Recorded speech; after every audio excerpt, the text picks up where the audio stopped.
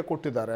ಮೋದಿ ವಿರುದ್ಧ ಹರಿಹಾಯ್ದಿದ್ದಾರೆ ಕಾರ್ಮಿಕ ಸಚಿವ ಸಂತೋಷ್ ಲಾಡ್. ತಿರ್ಗಾ ನೆಕ್ಸ್ಟ್ ವೀಕ್ ಮತ್ತೆ ಸಮಿತಿ ಅಧ್ಯಕ್ಷ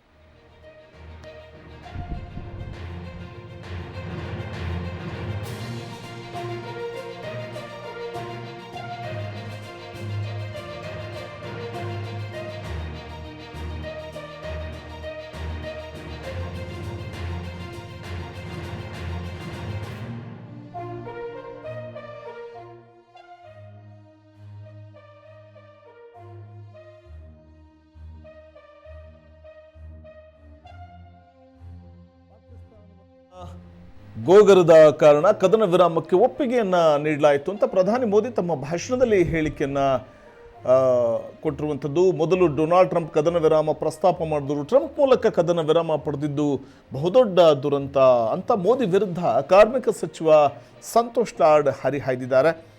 ಯಾಕಂದರೆ ಟ್ರಂಪ್ ಮೂಲಕ ಕದನ ವಿರಾಮವನ್ನು ಭಾರತ ಪಡೆಯುತ್ತೆ ಅಂತಂದರೆ ಇದಕ್ಕಿಂತ ದೊಡ್ಡ ದುರಂತ ಮತ್ತೊಂದಿಲ್ಲ ಅಂತ ಈ ವೇಳೆ ಸಂತೋಷ್ ಲಾಡ್ ಮೋದಿ ವಿರುದ್ಧ ಹರಿಹಾಯ್ದಿದ್ದಾರೆ.